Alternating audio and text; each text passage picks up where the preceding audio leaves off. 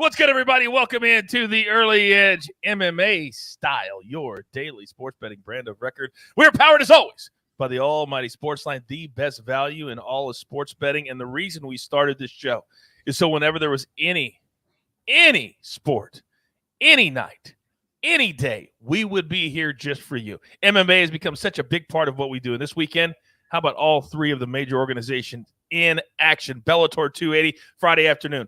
PFL, your boy will be part of the betting once again, like every single time. We're the 5:30 p.m. Eastern on ESPN Plus with our pregame show. Me and Ian Park will be there all night long. Then, of course, the banger, UFC 274 live for Phoenix on Saturday. Incredible fights, top to bottom. So let's get into it. Let's bring in the star of the show. And I'm actually going to do a few little picks today, too. Look at our man, Andrew Gombas. And I got to tell you, it's got to be sensory overload for you to have to handicap and look at all three cards this week. Are you ready for it? Yeah, Coach, it's good to be back. And it's hard work, but it's fun work. I'm so looking forward to this weekend. We've got PFL, we've got Bellator, we've got a big UFC card. So I'm ready to dive right into it. Let's get it into it right now because we got picks from all three organizations. We're going to start, Andrew, with Bellator 280. Now, the main card starts at 3 p.m. Eastern time because it's live from Paris. Now, I've been to Paris a couple of times. A little overrated.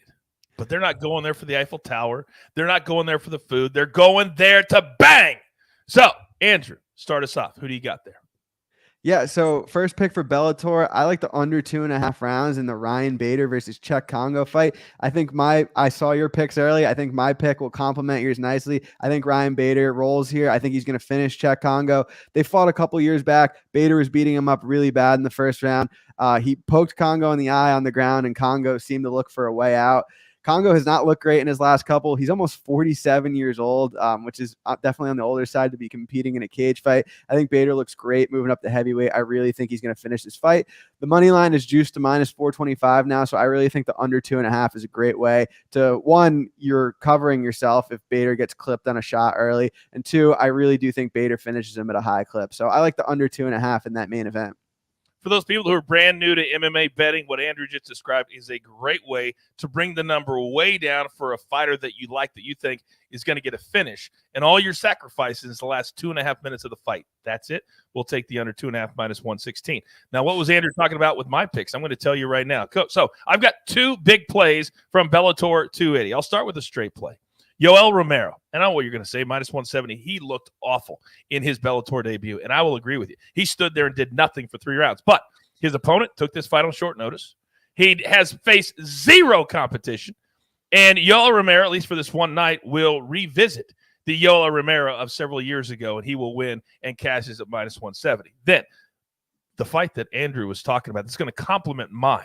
We're going to go with a 3-way parlay. I'm going to go with Larkin, Bader, and Diata. You put those three together. They're pretty high odds, but this is another way of bringing the numbers down. I'm going to give you plus 119 on that 3-way parlay in Bellator.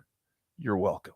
Now, let's move on to PFL because this is the only organization in the world that has a regular season, a playoffs, and a $1 million champion 6 different ways come November. So this is PFL 3. This is the welterweights and the women's lightweights, which means Kayla Harrison at minus 3,200 will be fighting on Friday. We're not going to touch her, though. Who do you like at PFL? Wait a second. Who do you like in PFL 3, Andrew? Yeah, PFL 3, I'm going to talk a little bit about a fight that happened last season. Very controversial ending, almost like the Bader fight that I touched on. This fight ended in an eye poke. It's Nikolai Aleksakin versus Sadabu Sai. Last time they fought, it was a round and a half into the fight. Eye poke stopped the fight. No contest. That means there's no winner. This time they're running it back. Nikolai was minus 250 last time. This time he's minus 150. I like him at that price. I think he is the grappling upside here. Sadabu Sai he backs up. He sometimes is low volume. I definitely think Nikolai should be a little bit wider here. So that's my PFL pick. I'm curious on your PFL picks since you're the face of the show. Well, I mean, the face is kind of a stretch, but you said it. I didn't. But I will say this. Me and Ian Parker will be doing a full 20-minute pre-fight show tomorrow before the fights even start. One fight that we looked at together I really liked, and that is Jendrova over Vanessa Mello. Now, you can't waste any time. This is the first fight on the card, on the prelims. She's minus 150. She won her spot through the Challenger Series in February and March. Mello is making her PFL and United States debut, and you cannot underrate how hard it is to come to a different country, try to train, try to get everything done, and then also perform on the night you get to.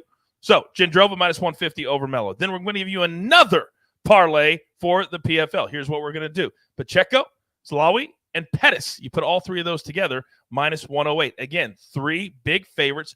Bring the numbers down. Put three of those together. I love the three-way parlay. So I'm giving you Bellator and PFL, as is Andrew. But the big fight of the weekend we'll get to in just a second. UFC 274. But here is the recap quickly. Bellator 280. You see Andrew's on the under in that Bader fight. Then I'm going to go Yoel Romero and Larkin, Bader, and Diata in a three-way parlay. Then PFL, I'm going to go Jendrova and then three-way parlay, Pacheco, Salawi, and Pettis. And then Andrew is on Nikolai over Sadabu C. So we'll get to UFC 274 in just a second. But first, time for a little break. This is your captain. Our mission, to seek out new life. Push the boundaries of what is known and what is possible. I'm standing on the surface of a comet. No one can know the future. One can only follow one's instincts. This crew can do anything. Let's show them what you got.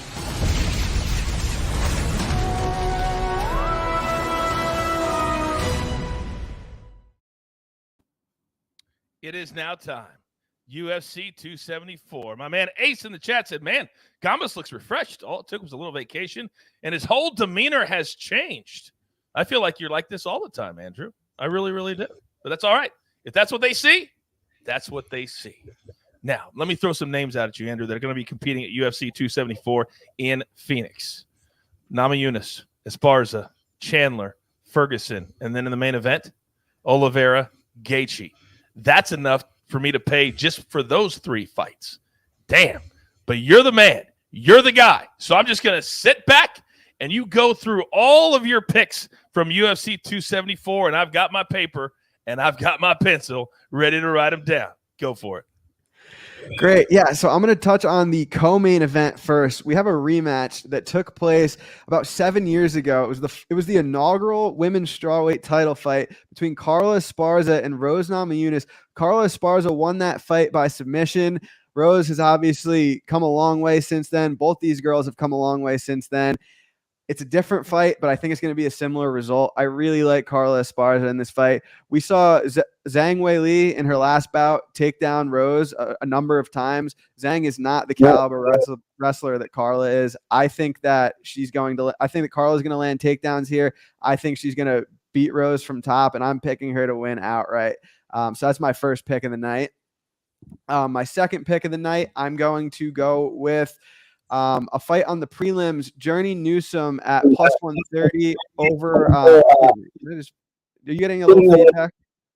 A little bit, but I think you're good. You're good. Continue. Can you hear me?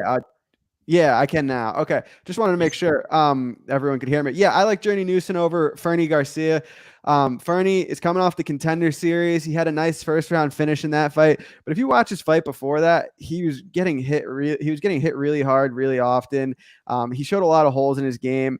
If you look at Journey Newsom's losses in the UFC, it's to a couple of the biggest bantamweights in the entire division, Ricardo Ramos being one of those fighters. He's up at 145 now, and Randy Costa, who is one of the biggest 135ers on the planet. I like Journey Newsom in this fight. He's a better grappler. I think he's a better technical striker, and he's fought the better competition. For all those reasons, I'm picking him as a dog to win outright.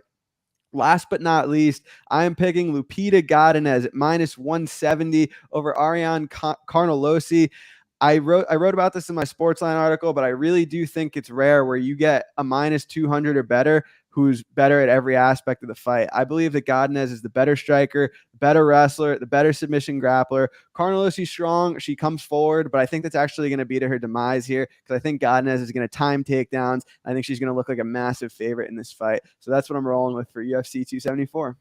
And here at the early edge, that minus 200 number is kind of like our ceiling for throwing fighters into a parlay or below it, betting them straight. It's a little bit different than football, basketball, and baseball when you like to keep it around minus 110 or minus 120. Minus 170 is a really good number for an elite fighter. So here's quickly the recap for UFC 274, courtesy of Andrew Gombas. He likes Newsom, Godinez, and Esparza, and 2 of those are plus plays, which is something we also really love when we can cash a plus play as well. So real quick, Andrew, there's so many good fights on the card.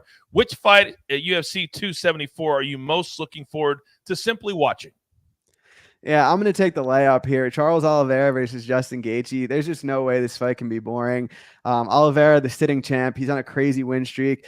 His striking has come such a long way in his UFC career, and that really complements his elite grappling game. Justin Gaethje has a wrestling background, but he really uses that to keep fights on the feet. He's going to look to land a bomb on Oliveira. That fight, no way it goes 5 rounds. Someone's getting finished, and I can't wait for that fight. I'm going under 4.5, under 3.5. What's crazy is that Justin Gaethje said that he felt like his Michael Chandler fight was like an average at best, and it was basically fight of the year. And you're like, Gaethje, this dude is built different. He's wired different. And even if he loses, which he can acknowledge, he goes, this guy's good, but I might be just a little bit better. Oh, I'm here for it. I can't wait. Again, Bellator 280, 3 p.m. Eastern is the main card from Paris on Friday. Then PFL, I'll be on that broadcast on ESPN and ESPN Plus. That's 5:30 Eastern with the pre-fight show, and then all the fights after it. And then UFC 274 will have it standalone on Saturday live from Phoenix. Of course, follow us on social media. We'll have all the updates and any updated odds or fights that Andrew has that he likes or he is looking at live betting too. All right? It's a lot of information. There's only one thing left to do. And I believe you all know what that is. You've got your marching orders. Let's take all of these MMA tickets straight to the pay window. For our entire crew, we love them all.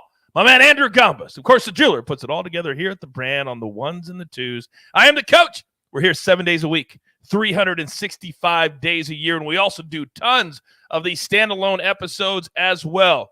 You can't get by us as far as effort is concerned. Right here at the Early Edge. Good luck.